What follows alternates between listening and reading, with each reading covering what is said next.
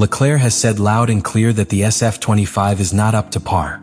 While Hamilton smiles, he speaks of frustration of McLaren being on another planet, and that's worrying. Half a second slower. Yes, half a second. And he's not exaggerating. Leclerc beat Hamilton in FP2 by 0.5 seconds and he's still worried.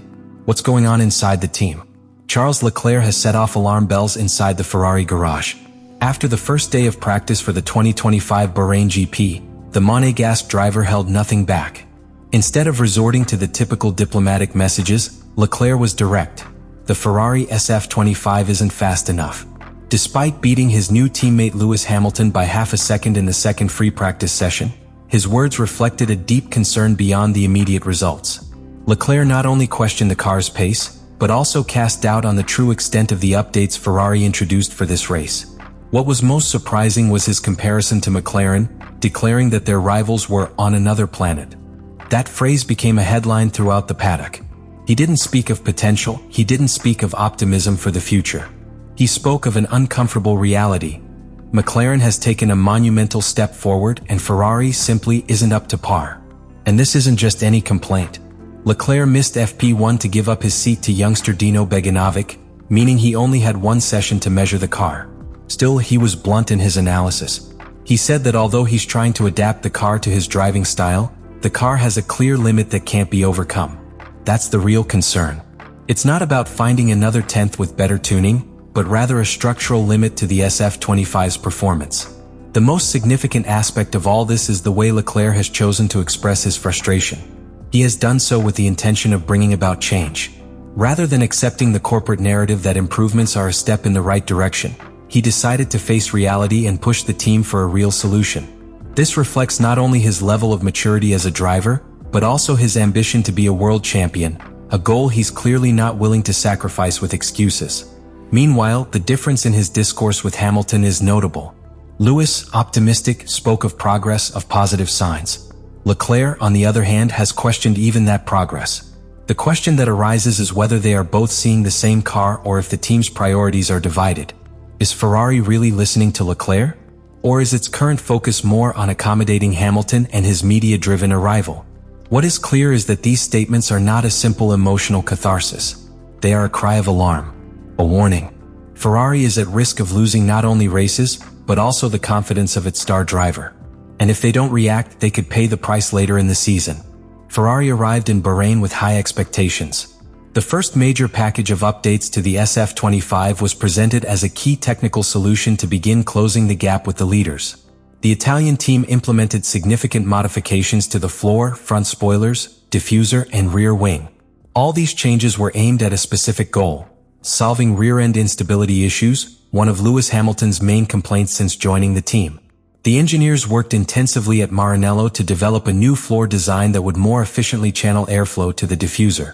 The redesign of the rear expansion area sought to increase downforce at the rear of the car and stabilize it in fast corners.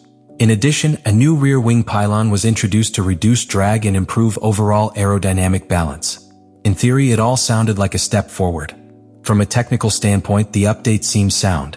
And indeed, Hamilton expressed satisfaction with the car's initial handling, publicly thanking the team for its efforts. He spoke of the wind tunnel work, the complex manufacturing processes behind these parts, and the concerted effort to deliver a more manageable car. From his perspective, the improvements were working. But Leclerc's analysis was very different.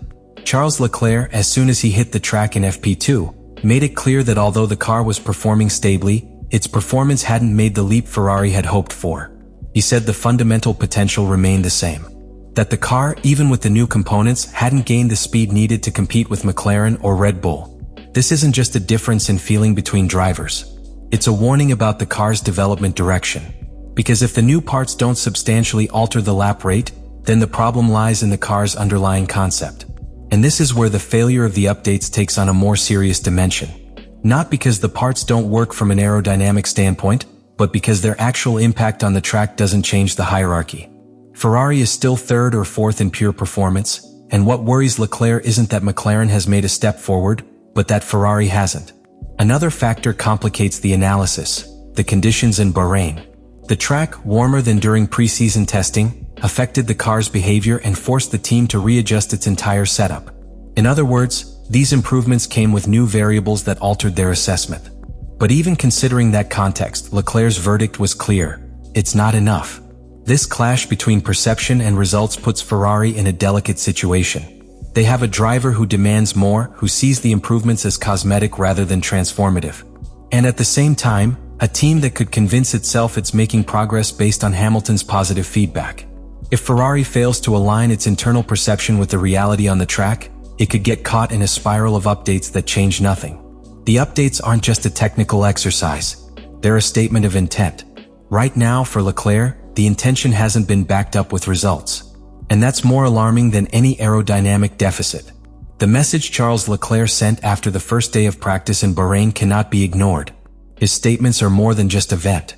They are a display of leadership, of contained frustration after years of unfulfilled promises, and of an urgent need for concrete results.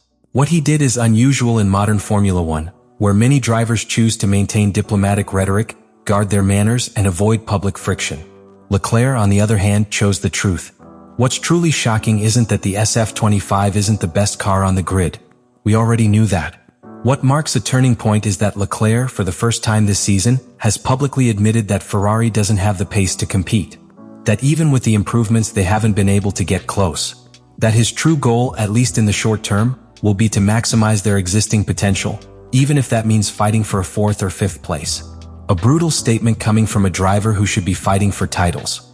Such honesty exposes the gap between Ferrari's historical ambitions and its current situation. This is a team that built its identity around triumph, dominance, and technical excellence.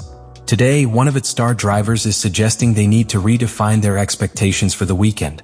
And while he says it with maturity, the underlying reality is alarming.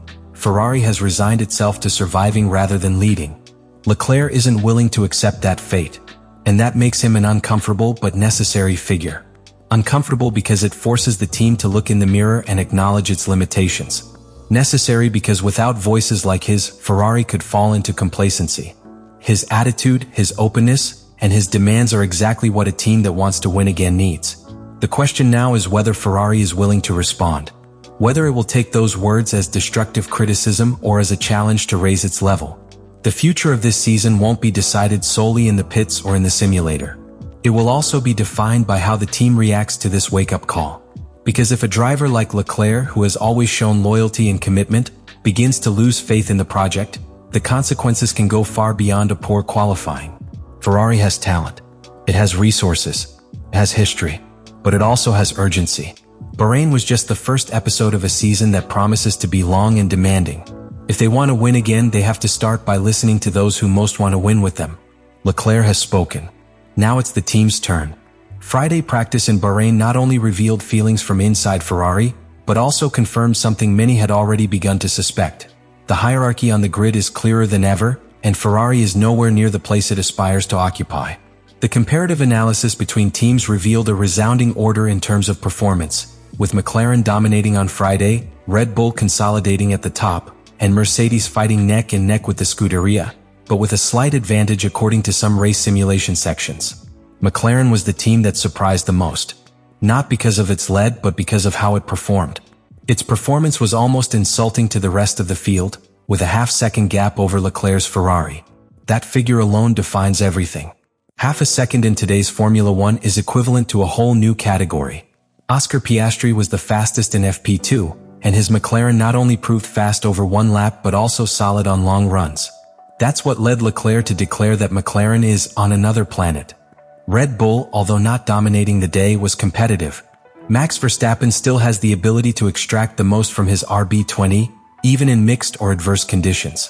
They weren't the fastest on the timesheets, but their consistent pace and the car's overall balance made it clear that they remain the team to beat in the long run. Ferrari, meanwhile, had flashes of momentum, but lacked the consistency or raw speed needed to trouble the leaders. Mercedes is on similar terrain to Ferrari. Lewis Hamilton and George Russell have had comparable performances with the SF25, albeit with differences in car behavior depending on the configurations tested. In fact, Leclerc made it clear, they are very evenly matched with Mercedes. There is no clear margin of superiority. It's a duel for the 3rd or 4th most competitive team, something that is a far cry from the ambitions that historically accompany the prancing horse. Most worrying of all is that this gap with McLaren has even been acknowledged by Frédéric Vasseur, Ferrari's team principal. Although he tried to qualify the situation by pointing out that half a second can be misleading and that the real gap is around 2 or 3 tenths, the truth is that even that margin is too large for a team that has invested so much in the development and evolution of the car. Ferrari isn't fighting for the lead, it's in an intermediate group where every tenth counts, and every mistake can condemn them to positions they shouldn't occupy. And the worst part is that it's no longer just a matter of a lack of speed, but a lack of clarity.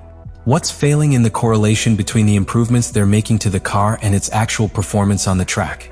Why does every step they take seem insufficient to break the performance ceiling that separates them from McLaren and Red Bull? The hierarchy is established. McLaren has struck a blow. Red Bull remains firm. Ferrari and Mercedes are vying for competitive survival. And in the midst of all this, Charles Leclerc is demanding answers while Lewis Hamilton adapts. The championship is just getting started, but there are already structures that seem defined. And if Ferrari doesn't react soon, its role this season could be reduced to watching from a distance as others fight for what they once dominated. What happened in Bahrain isn't just another episode of a Friday practice session in Formula One. It's a true portrait of the exact moment when a driver decides to stop keeping quiet and face the truth, no matter the cost. Charles Leclerc has bluntly exposed the gap between what Ferrari promises internally and what it delivers on the track. And that gesture sets him apart from the rest. These kinds of statements are unusual because they entail a risk, publicly challenging a structure as complex and cumbersome as Ferrari. But they also reveal character, conviction, and a true commitment to excellence. Leclerc isn't looking to protect egos, he seeks results. He wants a car that commensurate with his talent and the history of the team he represents. And this opens up an inevitable debate. Is Ferrari listening to its drivers? Is it developing a car with the aim of competing against the best or simply surviving the weekend? Should it continue to focus on incremental solutions or does it need a complete rethink of the technical project? This is where your opinion comes in. Because Formula One isn't just about racing on the racetrack, it's also about analysis, questioning, and debate. Do you think Leclerc was right to speak so clearly? Does Ferrari still have time to turn this season around, or is it too late? Is Hamilton seeing something Leclerc isn't? Or does he simply have different expectations? Leave me your analysis in the comments. I want to hear your thoughts on this key moment for Ferrari and, above all, for Charles Leclerc. If you enjoyed this unfiltered perspective with facts and real context, subscribe to the channel. Here we analyze Formula One the way true enthusiasts do, without selling smoke, without repeating headlines, and without being afraid to tell it like it is. See you in the next video where we'll continue unraveling everything the teams don't want you to know, but you need to know. Because Formula One is so much more than what happens on the track.